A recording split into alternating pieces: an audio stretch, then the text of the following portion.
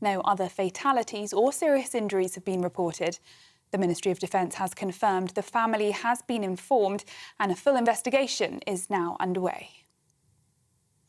In the US, police have released the first picture of a teenager suspected of shooting dead 4 people in the US state of Georgia.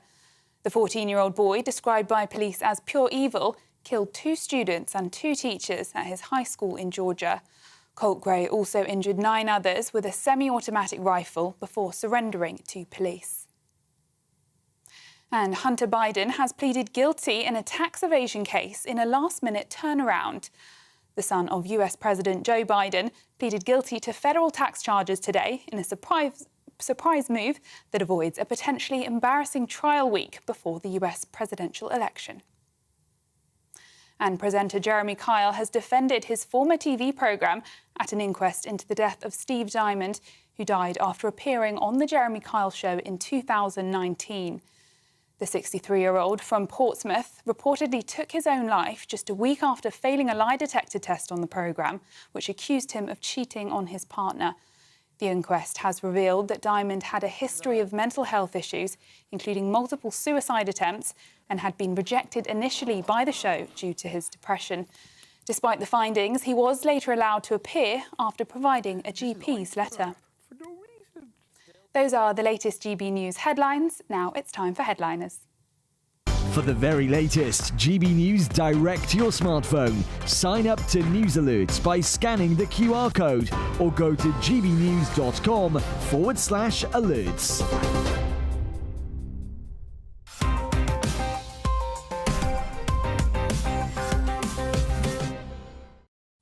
Hello and welcome to Headliners, where we put tomorrow's newspapers through the organ grinder. I'm Josh Howie, and my fellow monkeys are Adam Kumas and Nick Dixon. You like that link, guys? No, 2 hours. Why the organ grinder? Well, we're like the monkeys with the organ grinder, and we're taking the newspapers and we're mashing it all up together. This show's been going for nearly 3 years. I'm running out of links, guys. You were quite tired today, weren't you? It was Been called a monkey. That's good. Good stuff. Thank you. Well, I call myself a monkey as well. Anyway, how are you both? Very good. Very good. Apart from being called a monkey. Yeah, very good. Thank you, Josh. Yourself? Well, thank you. Someone's trying to get the hosting role. Right, I'm not. Let's have a quick look at what's going on with Friday's front pages. The Telegraph, prisoners could serve their time in Estonia. The Express, we're not greedy. Britain's elderly will do deal on fuel support. Thanks, guys. Daily Mail, Rwanda's back, but it's Germany's planning to use it. Guardian, no justice for the Grenfell tragedy until next decade. The Eye, Brexit, food rules set for delay to avoid price rises at supermarkets. And finally, the Daily Star, Mad Vlad had spy whale whacked. And those were your front pages.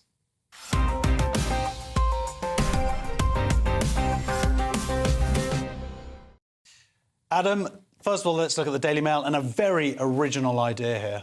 This is our keeper. Oh, yeah, it's great. I don't know where they came up with it. I don't know either. So, yeah, this is the story from the Daily Mail. Rwanda's back, but it's Germany planning to use it, and they want to put migrants in facilities Britain paid for. So, yeah, this is basically a story about Labour facing embarrassment last night after Germany proposed sending illegal immigrants to facilities in Rwanda paid for by the British taxpayers. So this is a beautifully ironic story, I think. Obviously, as we all know, the great scheme for Rwanda, people criticising it, people, nothing really happening, and now Germany sort of coming in. You've got the German Migration Commissioner going, oh, this is what a wonder. We've got all the infrastructure. Yeah, that we all paid for. 700 million, Nick. We ain't getting that money back. I know. Isn't it just like the sunbeds? The Germans just like over there nicking it. You know what I mean? It's their towel. Yeah, we've got all the facilities out there. They're like, oh, we will have this now. That's how they talk. Yes. Yeah. But it's not quite the same because we've already been out there doing it. It's annoying, isn't it? Yeah, 700 million for nothing, and they've just nabbed the idea. We should start sending people to Germany, is my idea. Think about it. They send everyone to Rwanda. We send them to Germany. The cycle of life. Circle of life. Elton John. Is there going to be an issue, though, Adam? Because, of course, part of the reason why it never really didn't take off here was the courts, the Equality Human Rights Commission.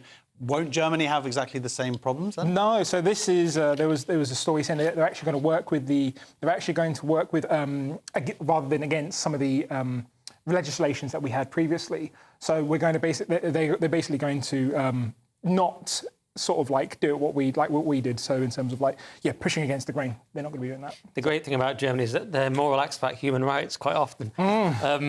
Just look, as it says in the Times, actually, the central contradiction is claiming that Rwanda's a deterrent, using it as a deterrent, but also claiming it's safe. Yeah. That's the great fun about this, isn't it? It was interesting that after, because this has obviously been in the news for years, but to see it so succinctly, finally, that's what you're right. I did it exactly the same thing. I highlighted it like this is expressed in exactly the clear way. How on earth is it going to be a deterrent, whilst also it's a great place to go to? Yeah, I like the idea that the Rwanda's actually said, you know, they're not going to give us any of our money back for the 700 million that we've paid, so no take-backsies. Fair dues. Yeah, fair dues. I mean, Taking us to the mugs that we James are. cleverly actually says he wants to bring back the Rwanda plan. So, I mean, hopefully the Tories win, get in, cleverly wins, reinstates it before Germany do any of this. Luckily, Germans aren't known for their efficiency, so it'll be fine. Well, we'll see how it works out. Nick, what are the Daily Telegraph going with then? Well, they've got prisoners could serve their time in Estonia, so this is a kind of a fun game with everyone sending people to different countries. So we could send people to Estonia. This could be so great, Josh. You could do a bad tweet on Monday and be in Estonia by Wednesday.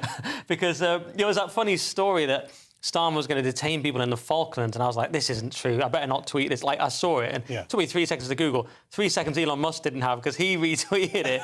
But then if you were going to send people to Estonia, it's not that different, is it? The thing is, Estonia is a great country. Great country, great people. And the thing is, they have very low crime. I mean, can't think why.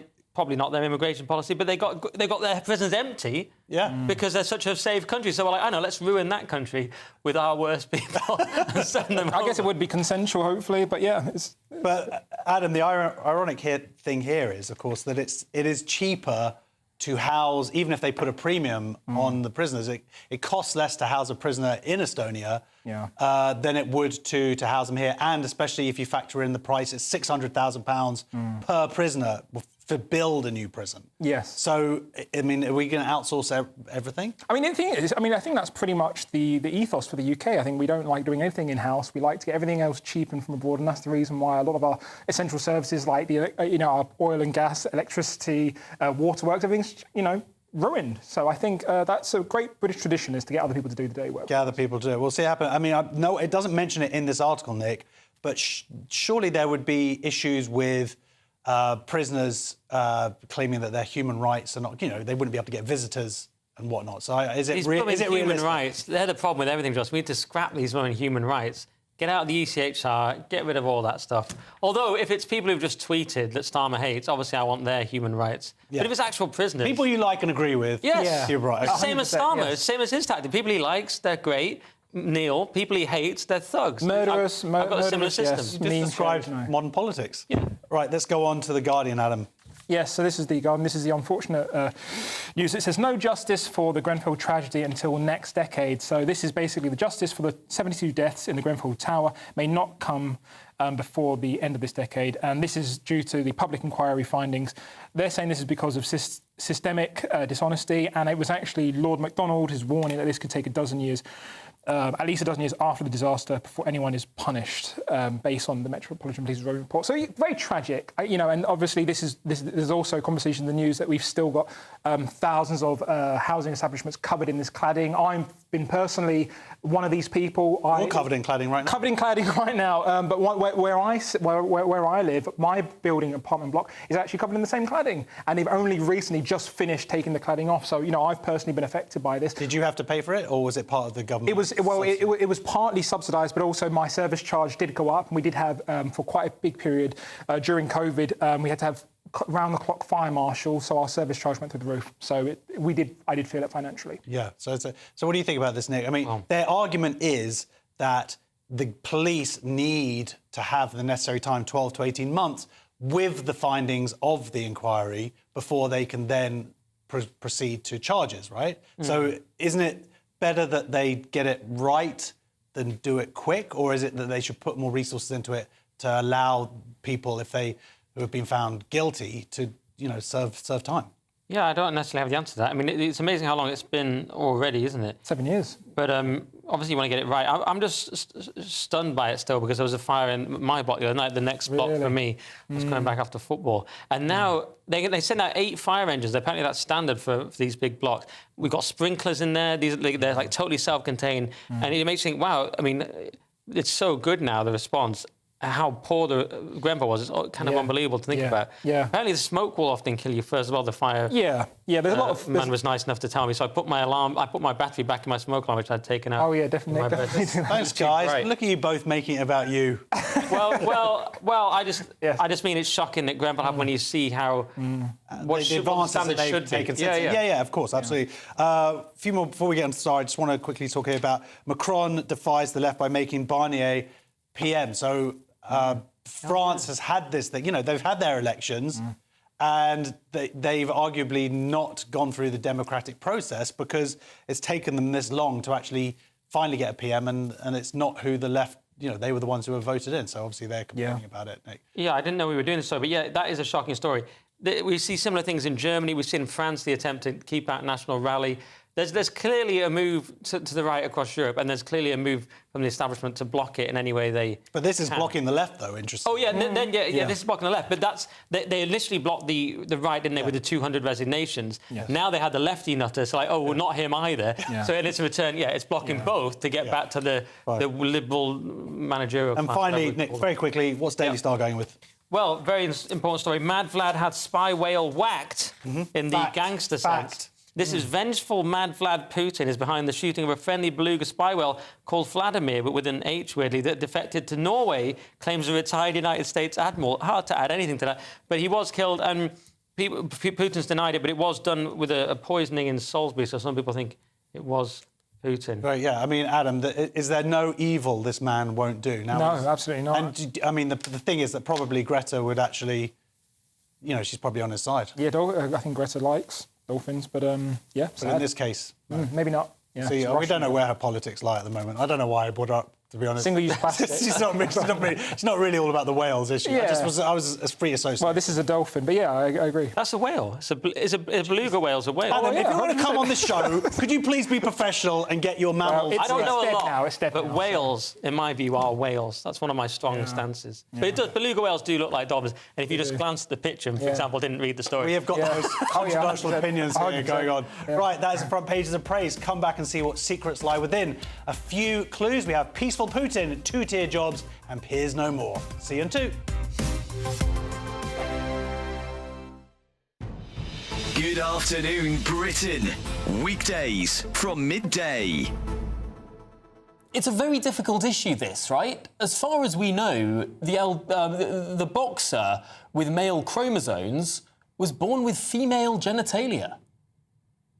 Yeah, I mean, it's actually quite simple. Sex in humans is binary and immutable because we are mammals.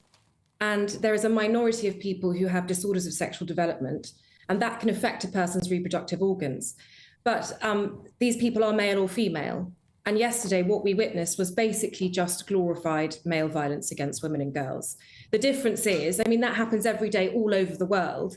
And the difference is that in every other circumstance, we consider beating up women to be wrong, but it was deemed acceptable by those at the IOC because they're claiming that it's sport, but it's not. It's violence and it's wrong. Peter, Lottie's right, isn't she, that we've been talking a lot recently about violence against women and girls, and regardless of whether this person is intersex or transgender, they have male chromosomes. That means they have a very, very distinct biological advantage that could actually be fatal to a female athlete competing against them. Well, of course, sport does need to be fair, and we do need to examine this case very thoroughly. There are reports that the boxer, Iman Khalif, was born a biological woman. She is not transgender. She is not non-binary. She is not intersex. She may have elevated levels of testosterone, but that's entirely natural. It's beyond her control. It's the way she was born. And that is why the International Olympic Committee has said that she falls within the rules. GB News, the People's Channel. Join me, Camilla Tominey, for a frank and honest discussion with those in power that cuts through the spin and gets to the heart of the issues shaping our nation. You haven't confirmed that you want to stand as leader, but you haven't ruled it out either. This report basically says that he's not fit to stand trial. Is he indecisive? Incompetent? I deliver the dose of reality Westminster needs. That's the Camilla Tominey Show at 9:30 every Sunday on GB News, the People's Channel, Britain's news channel. Hi there, I'm Michelle Dewberry, and I'm going to take a second to tell you all about my show, Dubes & Co. We start off with the issues of the day. We then bring in both sides of the arguments. We get rid of the disrespect, and then you throw me into the mix. And trust me, I'll tell it exactly how it is. And then, of course, the magic ingredient, you at home. We mix it all together, and what have we got? In my opinion, the best debate show in town. Monday to Friday, 6 till 7 on GB News, Britain's news channel.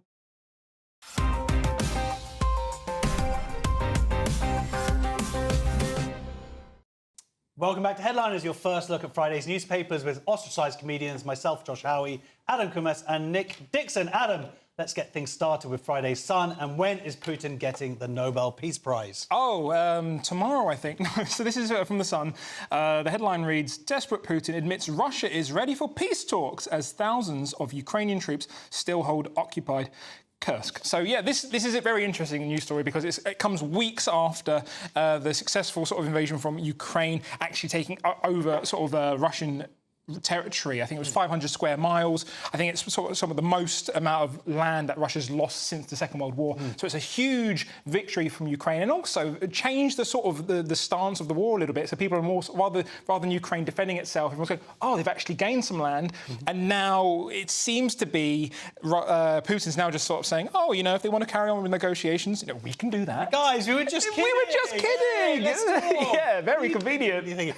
I mean, Nick, there seems to be some evidence, of course, that like, you know, Adam's saying, the counter-invasion has worked. Do you think Putin's being serious here? Absolutely. I always take everything Putin says at face value. That's the great thing about me. You get paid accordingly, right? Yeah. Of course. I've got a great deal. That's a joke, by the way, just before. We have to say these now. No, yes. You know what I mean? Was it a joke? I didn't... I would never knowingly take RT money, unless it was like low. We'll get to that story in a bit. Yeah. Unless it was low. So, yeah, but Putin said if there is a desire of Ukraine to carry on with the negotiations, I can do that. But doesn't he always just say stuff like that? He just always says that he's open to negotiation. He always pretends to be totally open to negotiation, then drops more bombs. So I don't really believe anything he says here.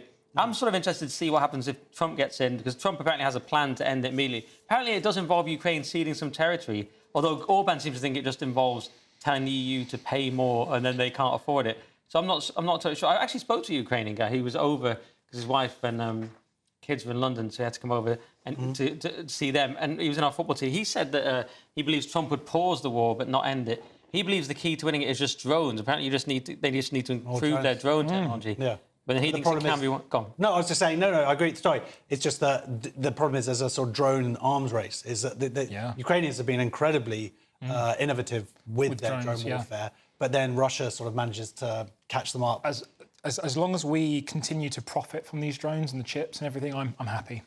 OK, great. Thank you so much. That we should point out was a joke. No, that was a joke. Well, we'll see. Look, anyway, the point is, look, if it is peace, that would be amazing. Yeah. But we're not. After he killed that whale, I don't trust Putin. Which I now know is not a dolphin. For you, that was the last straw, wasn't it? Right. You're like, this guy actually is a bad guy. Yeah. OK, Daily Mail next, Adam. And the Home Office lives to not do its job another day. Yes, this is from the Mail. Afghan asylum seeker, 19, posed as a child before murdering aspiring Marine. But the Home Office is spared inquest into how a violent killer was allowed to come to Britain. So this is sort of like... I don't know, depressing bingo, I guess. It's got all the sort of key areas. You've got asylum seekers who abuse it, who are not really asylum seekers. You've got, 19-year-olds pretending to be 14-year-olds. You've got a child who's been murdered. It's got all the horrible traits there. This is a very sad story. And unfortunately, this does actually sort of show systemic failures from the Home Office. And I don't usually like the word systemic, because I think you should throw it around too much, but this is genuinely a good example of it.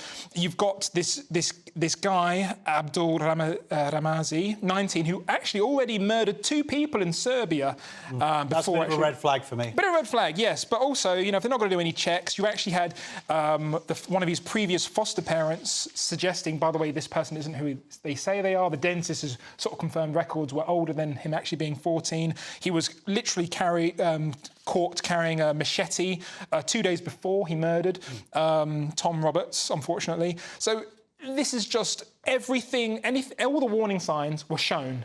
And everybody, you know, from the police to social workers to the Home Office, everybody failed. So this is it, exactly right. But Nick, as Adam says, systemic failure. So why on earth is it not being properly examined? That's what doesn't make sense here. Why is the judge in this inquest said, oh, you know what, yeah, things happen, but we don't need to have, like, an inquiry into it? That's ridiculous. I know, I'm yet to understand that as well. I just thought when I read this, we just don't have a country anymore. And then the mother said the exact same thing. Everything is wrong in this country and it will continue to happen again. Of course, it will happen again. The idea that he was stopped for carrying a machete and that he was flagged as susceptible to terrorism by Prevent in 2021.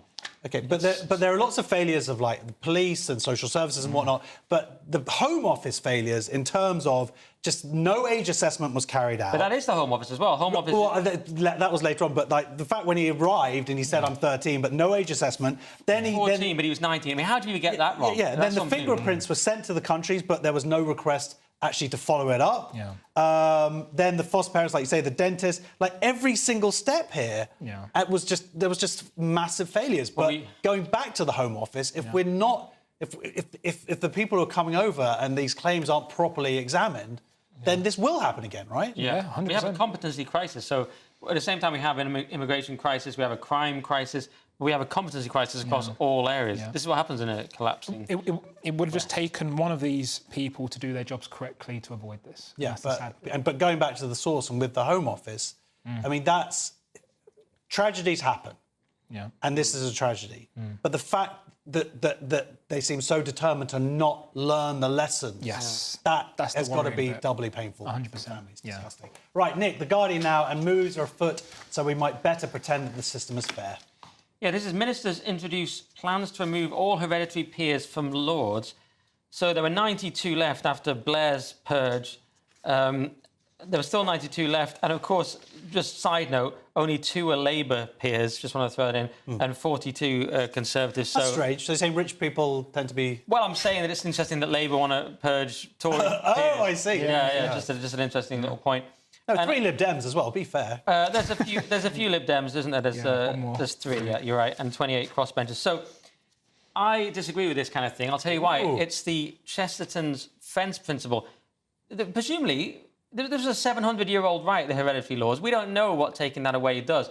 I don't like this vandalism of the left. Tony Blair, he did an interview with the BBC the other day. He said, look at all the things we did. Devolution, Mayor of London. I'm like, anything good, Tony, or just awful things? So you might say I'm defending it on principle, which I am. They're the opposite. They attack it on principle. They see a tradition and say, oh, we'll tear it down. So I'm against it on those grounds. Obviously, it's nepotistic, and in that sense, you could argue it's silly. But I'm always suspicious of this Labour need to just tackle everything. They say it's indefensible. That's the tactic. That's the Blairite rhetoric. Okay. You just act as if it's been decided. But it sounds like you're saying that the reason it's bad is it's coming from Labour, but Adam... Well, Farage is also against it, to be fair. Yeah, so, I mean, it is an unfair system. We are, I think, the one country, there's one other country in the whole world that has a system like this.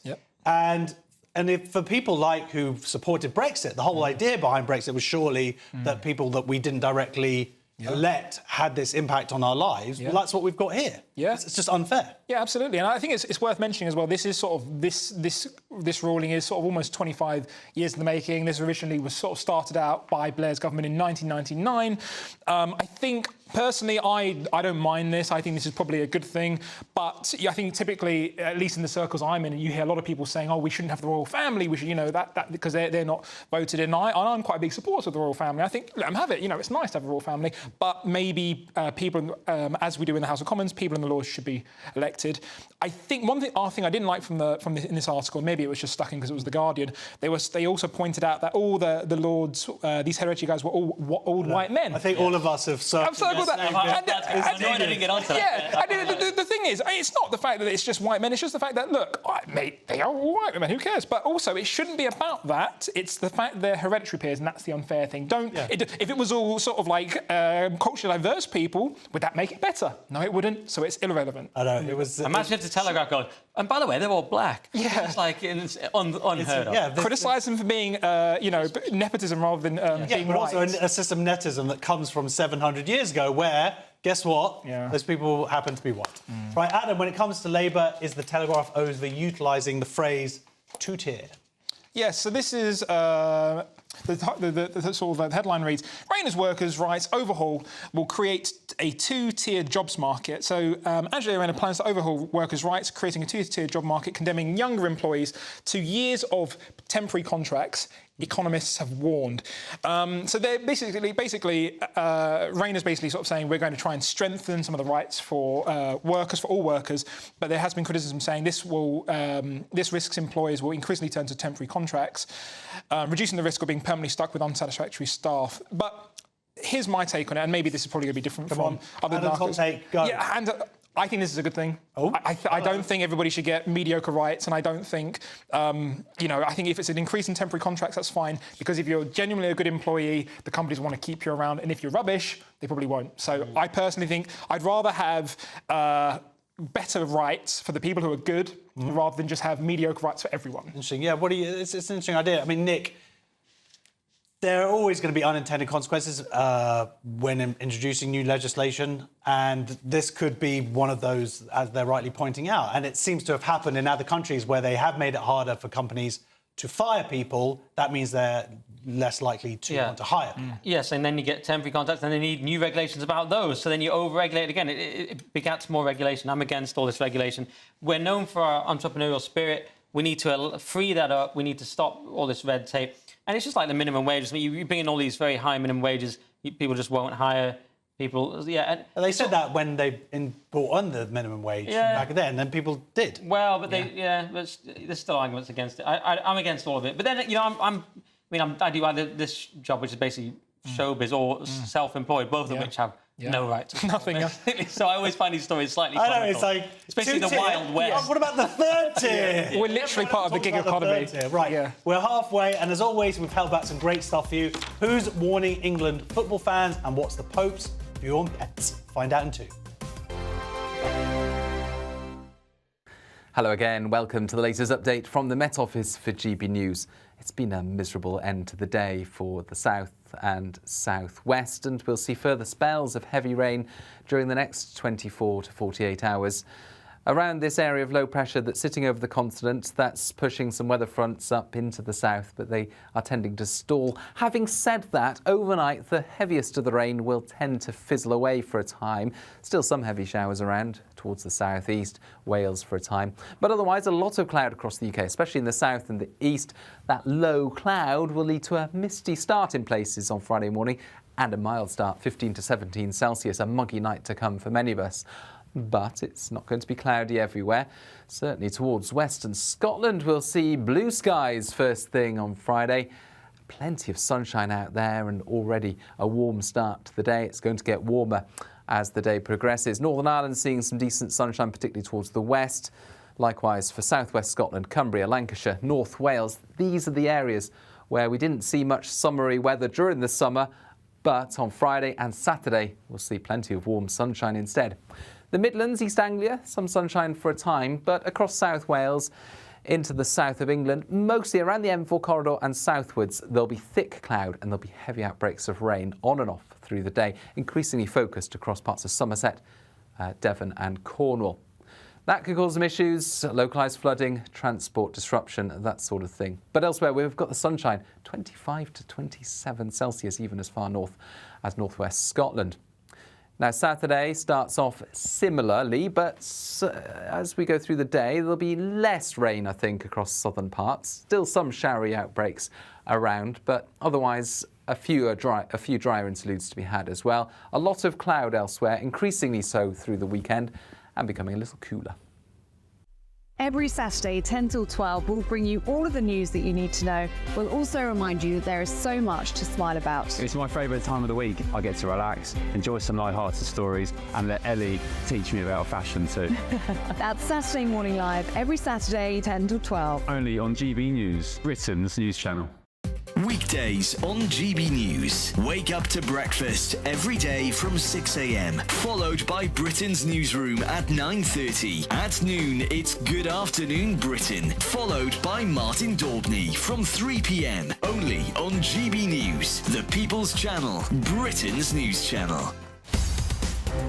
In the GB newsroom, we bring you the news as it happens. With our team of dedicated journalists across the UK, we're ready to keep you up to date with what's happening every half an hour, every single day.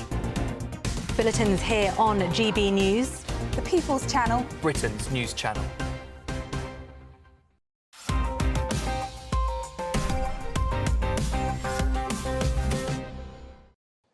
Welcome back to Headliners. Nick, let's get straight into Friday's Guardian and how much were you offered? Not enough, Josh. It's US conservative influencers say they are victims of Russian disinformation campaign.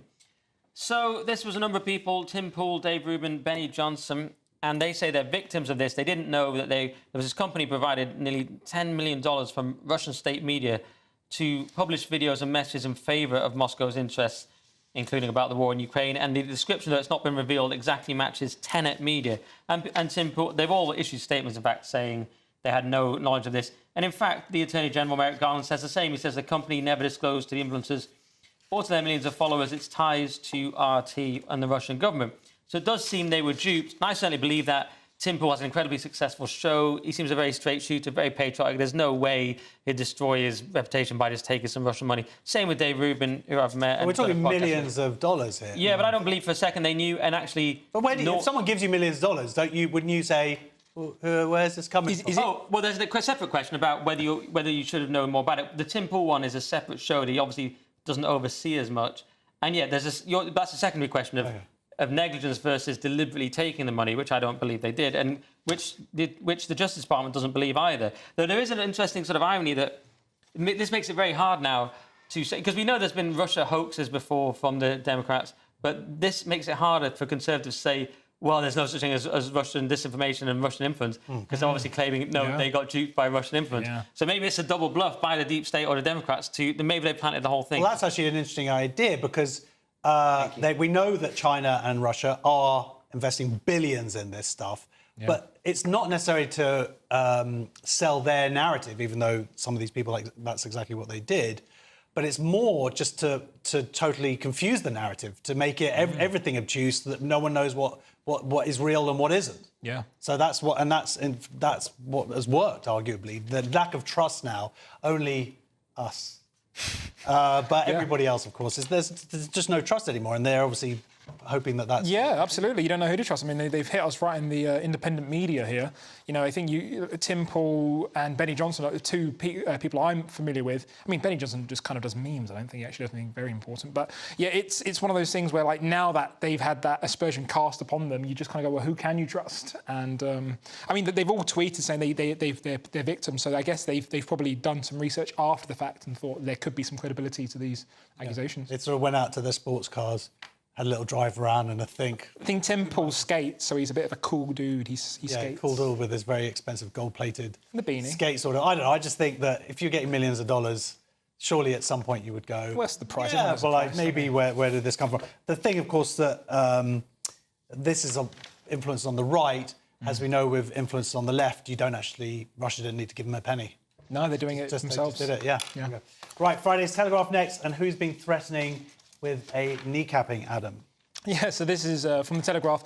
England fans told to respect Irish culture amid fears of no surrender to the IRA chants. So yeah, this is very interesting. Basically, English fans have been told to not say certain chants, but what was really interesting about the story is sources have told the Telegraph that the support authorities on both sides of the Irish Sea avoided asking fans not to sing specific chants amid fears doing so would have the opposite effect. They know football fans. As soon as they're told not to say something, they're going to be saying exactly the same. To be honest, this is a bit of in my opinion, a bit of a non-story, purely because it's just like England fans, they've always got to be chanting horrible things and. I mean, respecting local culture, sure. But it is. What about our culture, which is football chants? Yeah, offensive football chants. That's what we do. This is our greatest export. Yeah, I'm more comfortable attacking Germany than Ireland because I'm still slightly scared of the sort of Ireland situation. But in general, this attack by the total state, the liberal managerial state, trying to attack football, trying to attack the working class, attack patriotism. I mean, look at this absurd sentence. It's talking about supporters that mocked German Second World War casualties at the European Championship. Is that what they did? They mocked the casualties. We know that, Sean. German bombers in the air, or 2 World Wars and 1 World Cup. It's not really mocking casualties, is it? It's just so broad and it's silly. It's obviously a joke. Well, isn't bombers in the air to do with Dresden and wasn't that? Oh yeah, but mocking German casualties. Yeah. That's such a bizarrely serious way to take a football chant, isn't it? Well, this whole article feels weird. It feels like it's in Telegraph, and it feels like they'd much prefer to be writing about cricket. Yes. It was very crowbarred in. It was a very odd article. Yeah, I like also this idea they've been urged to drink responsibly and respect local culture, and that for me that's a contradiction. Football fans will always do that. If they're in Ireland, they need to drink irresponsibly to have a Guinness. Guinness is great over there. It's so depressing. It's so indicative of Starmer's England, isn't it? All fun is banned, all patriotism is banned. English people are banned. Well, Football's allowed because he happens to like. Has this come from Starmer, or is it just the police? This comes direct from Starmer. Oh, okay. This comes from Starmer. He says football is You're obsessed. You've got Starmeritis, mate. Yeah, Starmeritis. Football is banned. You get cream for that. People thought I had it bad with Trump. You've got Starmer obsession. The Prime Minister, he said the Prime Minister 5 times. Sorry, when he meant Rishi Sunak. Wasn't that incredible? How are you bringing this into this story? Well, I've been on for a few nights. Nothing. Okay. It's all been building up the anger. This is Starmer's England. No fun, no chance. Right, Welsh news in the Daily Mail, Nick. And how can these homes be affordable with all the money spent on those really long road signs? Good point. Welsh speakers only, please! Exclamation mark. We don't often see in a headline. Councillors want affordable homes in new development to be only for those who can speak the language. And this is in Botswana. Actually, I looked up how to pronounce it. I'm not one of those who can speak language. No one on the internet even knew. But it's got a lot of N's in a row. Well, here we go. To get the house, you have to be able to pronounce the road. Yes. Yeah. That's surely tough. that would be. You mean Botwinog? Is that what it is? Botwinog Community Council? I can get it because I rewatched Lord of the Rings recently. And in Gwynedd. This is all Elvish. Gwynedd. Yeah, I think we're not allowed to say any of this. Why are we allowed to say this? I'm not saying with him. Come on, Adam, do your... No. I respect the Welsh people. You were doing it in the interval. You were like, oh, yeah, you were sheep. And you were burning a Welsh flag, which I thought was weird. Yeah, it was a bit too much. Why'd you bring it in? Oh, yeah. Sorry about that. Can I just give the story, though? The village council insisted there was no local... Anyway, the point is, they're saying that you bring English families into the area and you'll lose the Welsh language. I mean, yeah, fair enough. I agree in principle. Ooh. The only thing is, if you're taking money from England, then I say, well, you can't be this precious. And we should be allowed to do it as well. You see, because it's a breach of equality law, but I would get rid of that and say, we can say you have to speak English and you can't even be Welsh. Get rid of the equality And they law. can say you have to be Welsh. I just want everyone to have those rights. But does anyone else have those rights? Can we say that? Well, I think if they apparently don't have the right either. If they went ahead and did that, it might start an unpleasant chain where, people in England might have to be able to speak English to buy homes as well, and we don't want that. Very good. Yeah, that's very good. I haven't seen that particular angle. That's the argument is... He just said it much better. He did say it. I've been off. You should be very proud of yourself. Thank you. I don't care anymore. Clip that one up. But it's bigotry. I called away at a dolphin. I mean, that could be the argument, that it is bigotry. Because they're saying, we don't want English people around here. Why can't we all be bigots? So you think that would be the fairness, if everybody to that point as well, yeah. Or forcing people to speak Welsh. Or we could have recent immigrants who are coming over learning Welsh. And they might just go back because it's too hard. Yeah, maybe. I don't know. There's just a lot to explore here. Yeah. Oh, I think we'll have another look at this one. More Mail, Adam, and what's the Pope's problem with Lassie? I love this story. Yeah, this is from the Mail. Pope Francis hits out at couples who have pets instead of children, warning this cannot go well in latest call for parents to have more offspring. Now, I love this. The Pope, who he actually described these households as sad households. So people who decide not to have children. They actually praised family. He also praised families with 3, 4, 5 children. Hello. So well done, Josh. Although, I guess, not Catholic. So... I think what was really interesting, this was, he also referenced in 2023 when a woman asked him to bless a dog and he actually lost his patience, which I think is funny. I think the Pope is just doing Pope stuff. It should be the Pope... Smoking dope. Doing all this sort of stuff. I think the Pope should be saying things like, have more children, and, you know, getting people to step up to it. And I like the fact that he's actually... He's actually criticising people, saying, no, having a dog or having many cats is not the same as having children, and, you know, prioritising families, that's a nice thing to do. And but why attack people with pets? There are people out there I know who love their pets, who don't have children, they love their pets as much as kids. Yeah, but he's saying that's weird. Well, I know, but do you think it's weird? Of course. Yes. OK, fine. I will point this out. I have to be stressed about it. I didn't think that in my early 20s, and I thought an animal was probably a good replacement for a child. And now that I'm in my early 30s, I think it's pathetic. The question is as well, are we selecting for religious people genetically? Apparently we are, but at the same time, some people say statistically it's insignificant because, you know, Catholics and Orthodox Jewish people and stuff have larger families. But will that make a difference? Because over a long enough timeline, everyone would end up religious because the non-religious just have fewer children, they have pets instead, and they're woke and they die out. But that's if they manage to continue the religion. People then fall out of the religion. So, yes. There is a real problem in Italy of the replacement rate in terms of places. You've got towns in Sardinia now that are pretty much empty of any young people. So they're these dying towns. Yeah. If I might be so bold, I don't want to tell the Pope his job, but maybe he might encourage women to sleep around. I guess you want families, not just single mums. Not just single mums. Central to the Catholic faith. Can I just say as well? Fair, he's against contraception, so he's doing his My best. producer's just telling me to move on. Right. Nick, The Guardian has a story about YouTube wanting our kids to be fat. Yep, YouTube to restrict teenagers' exposure to videos about weight and fitness. It doesn't breach the YouTube guidelines, but they're saying that it could affect the well-being of some users, meaning they might accidentally get thin. Look, obviously I don't want young people to have eating disorders because they watched a video, but when it says here the new guidelines apply to content that idealises some physical features over others, some physical features, I hate to break it to people, are better than others. This idea everyone should just be an equal blob of nothingness, but it's just not the case, is it? I mean, we don't want to normalise fatness. Let's just be real. Fat is bad, whatever Lewis would say. You know, he'd say it more offensively than me. But I don't want to attack fat people, but you can't... Well, I kind of do a bit. You're saying you're calling them fat. What do you think about it? You don't even like to say that anymore. Is that what you're saying? In your circles, you don't like the royal family. How did you get on GB News? We need to vet you better. Diversity. Diversity.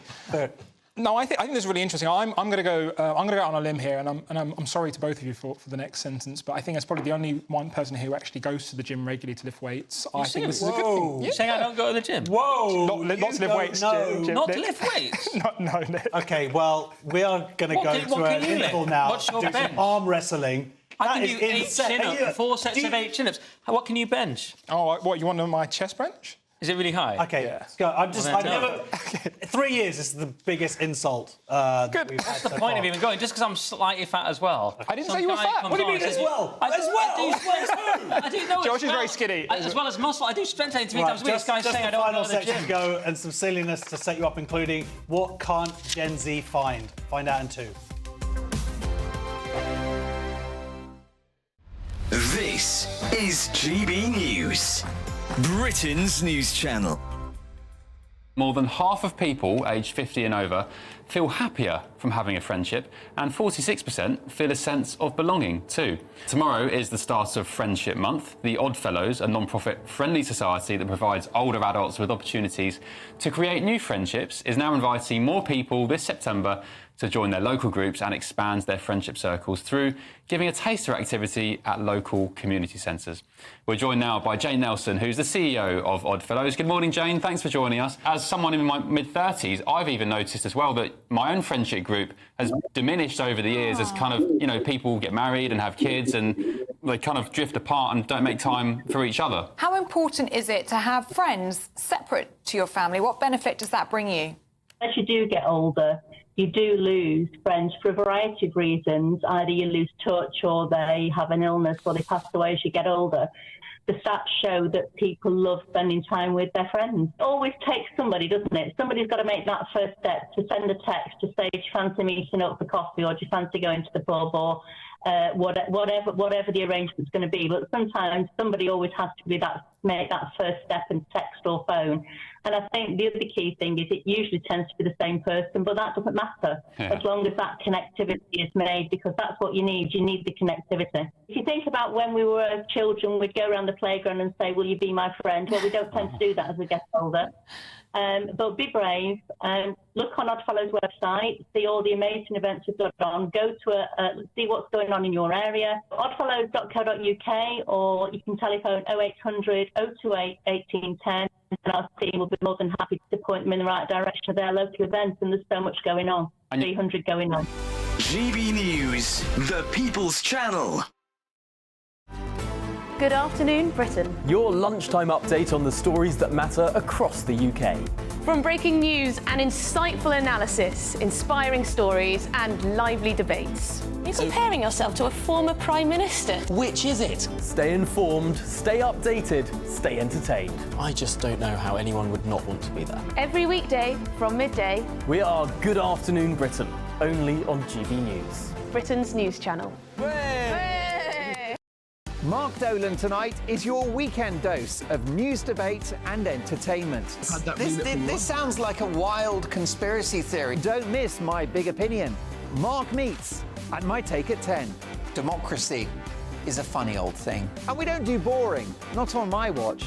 I just won't have it. Let's go and get another glass of that bubbly. You've earned it. That's Mark Dolan tonight, Saturday and Sunday, 9 to 11, only on GB News, the People's Channel, Britain's news channel.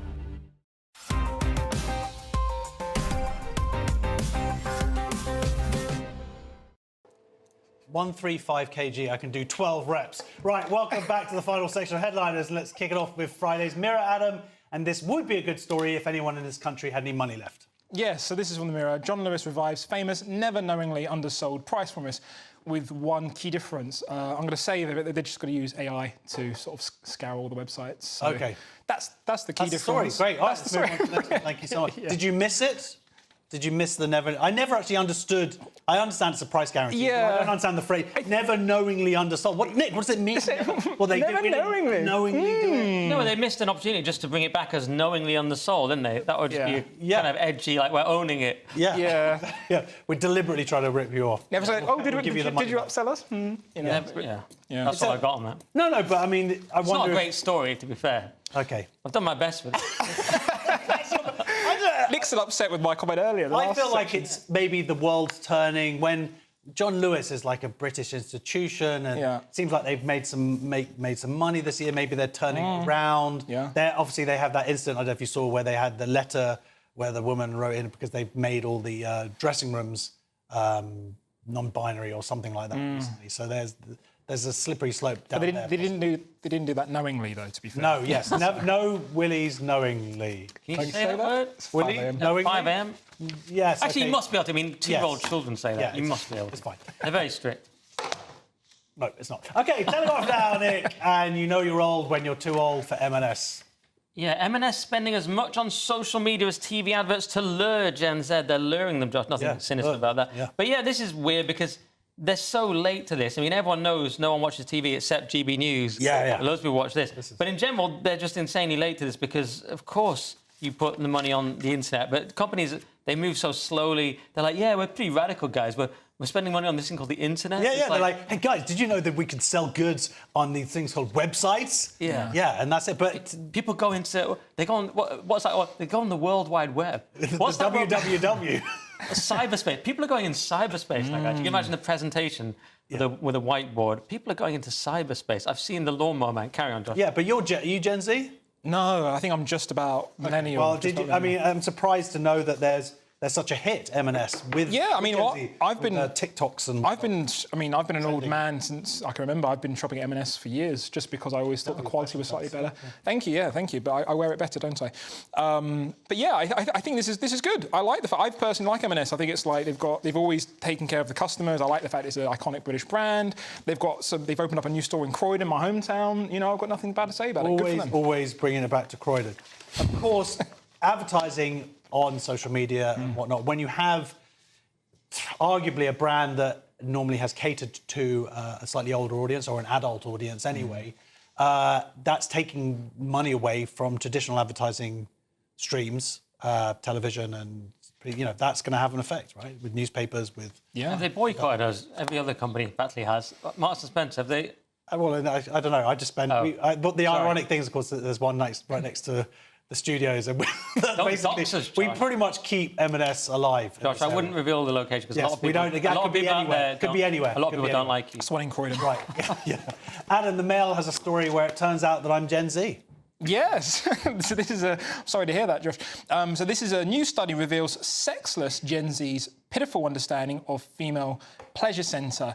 So it says less than half of Gen Z men know the location of a woman's sexual pleasure centre. You're telling me that women have a sexual pleasure centre? Well, the funny thing about this is to defend the Gen Zs, I think, women have become a lot more complex in the last sort of 10 years. So who knows? I'm pretty sure that their bits are all still the same as... But are they... Is a woman a woman? Or has it changed? So, of course, so they Keep can't up? find Yes. I mean, if the definition changes, who knows? So okay. So I think this is really good. I think this is very sort of like not very surprising.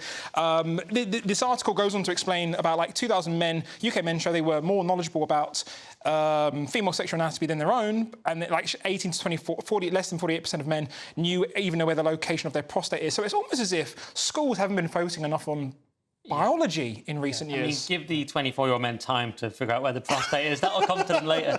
But this is the typical prurient story that I hate covering. But I don't know which words we're allowed to say, but apparently 61% correctly identified the region. It's got a whole region now. Is it Brexited? I don't know. It was very, very interesting stuff. Nick, Metro very quickly has a piece about this week's pro-Palestinian march. You thought this was worth rushing to? OK, Festival has to remind attendees that Nazi costumes are not acceptable. Is this the one to do the joke about the pro-Palestinian Yeah, you wanted to get that in. I had loads of jokes on the last one. Anyway, never mind. This was in Norfolk, and it's a 1940s festival, but then people have been banned for wearing Nazi uniforms. If you can't wear Nazi uniforms at a 1940s Is this the greatest part of England going... Yeah, but I ask you, Josh. They're dressed up as a Waffen SS. Yeah. That is red flag. And someone else was screaming about Jewish persecution. They're just getting into the spirit of it. I don't know. This does not sound like fun to me. This is healthy, normal. It's good enough for royalty. It's good enough for us. OK, show is nearly over, so let's take another quick look at Friday's front pages. Telegraph, prisoners could serve their time in Estonia. The Express, we're not greedy. Britain's elderly will do deal on fuel support. Daily Mail, Rwanda's back, but it's Germany planning to use it. Guardian, no justice for the German Grenfell tragedy until next decade. The Eye, Brexit food rules set for delay to avoid price rises at supermarkets. And finally, the Daily Star, Mad Vlad had spy whale whacked. And those were your front pages. That is it for tonight's show. Thank you very much to my guests, Adam Kumas and Nick Dixon. Leo Kurse will be hosting tomorrow night at 11 p.m. with myself and Nick. And if you're watching at 5 a.m, stay tuned for breakfast. That warm feeling inside from Boxed Boilers, sponsors of weather on GB News. Hello again, welcome to the latest update from the Met Office for GB News. It's been a miserable end to the day for the south and southwest, and we'll see further spells of heavy rain during the next 24 to 48 hours. Around this area of low pressure that's sitting over the continent, that's pushing some weather fronts up into the south, but they are tending to stall. Having said that, overnight, the heaviest of the rain will tend to fizzle away for a time. Still some heavy showers around towards the southeast, Wales for a time. But otherwise, a lot of cloud across the UK, especially in the south and the east. That low cloud will lead to a misty start in places on Friday morning and a mild start, 15 to 17 Celsius, a muggy night to come for many of us. But it's not going to be cloudy everywhere. Certainly towards western Scotland, we'll see blue skies first thing on Friday. Plenty of sunshine out there and already a warm start to the day. It's going to get warmer as the day progresses. Northern Ireland seeing some decent sunshine, particularly towards the west. Likewise for southwest Scotland, Cumbria, Lancashire, North Wales. These are the areas where we didn't see much summery weather during the summer. But on Friday and Saturday, we'll see plenty of warm sunshine instead. The Midlands, East Anglia, some sunshine for a time, but across South Wales into the south of England, mostly around the M4 corridor and southwards, there'll be thick cloud and there'll be heavy outbreaks of rain on and off through the day, increasingly focused across parts of Somerset, Devon and Cornwall. That could cause some issues, localised flooding, transport disruption, that sort of thing. But elsewhere, we've got the sunshine, 25 to 27 Celsius, even as far north as northwest Scotland. Now, Saturday starts off similarly, but as we go through the day, there'll be less rain, I think, across southern parts. Still some showery outbreaks around, but otherwise a few drier interludes to be had as well. A lot of cloud elsewhere, increasingly so through the weekend, and becoming a little cooler. A brighter outlook with Box Solar, sponsors of weather on GB News.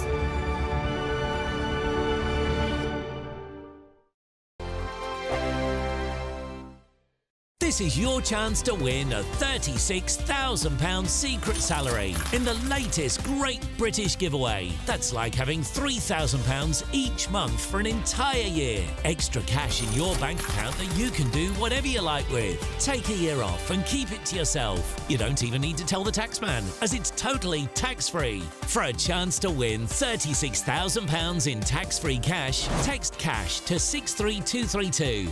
One entry costs £2 plus one standard network rate message, or text bonus to 63232. 5 entries cost £5 plus one standard network rate message. You can enter online at gbnews.com/win. Entries cost £2, or post your name and number to GB08 PO Box 8690 Derby DE1 9TT.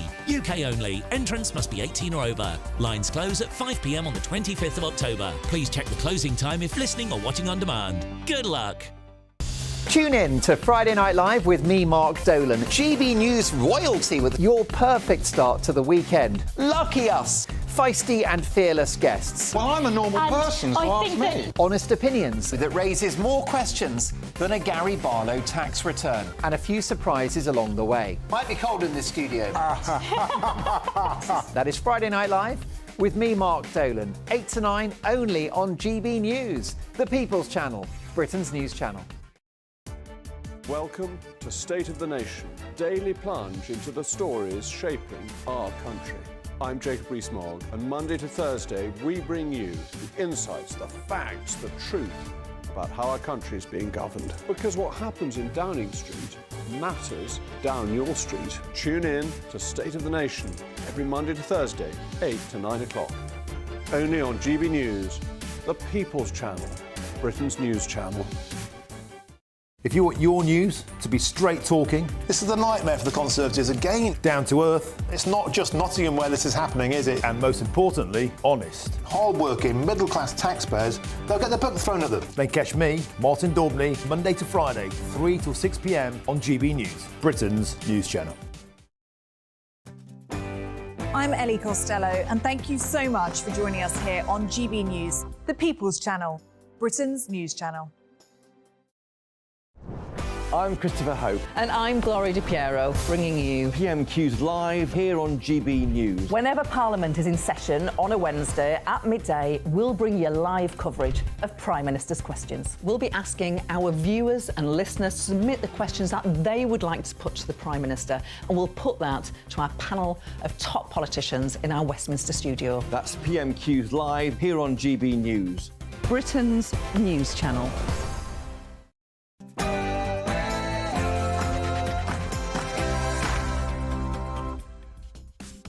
Good evening. Would you believe it? A German government proposal that they might send people to Rwanda, to the very same buildings that you, the taxpayer, have paid for already. And in France, in an attempt to break the impasse, President Macron has appointed a new Prime Minister. It is EU fanatic Michel Barnier. You really couldn't make this stuff up. The remaining 92 hereditary peers are to be kicked out of the House of Lords. But is this really the kind of reform that we need for the Lords, or should we be going a lot further? Because I think we ought. Before all of that, let's get the news with Sophia Wensler.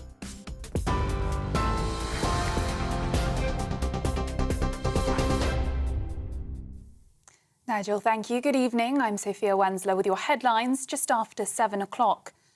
The Prime Minister has said he is deeply saddened by the death of a member of the Royal Navy after a Merlin helicopter ditched in the English Channel. The incident occurred during operations with HMS Queen Elizabeth. No other fatalities or serious injuries have been reported. The Ministry of Defence has confirmed the family has been informed and a full investigation is now underway. The Home Office has confirmed it will not use RAF Scampton to house asylum seekers.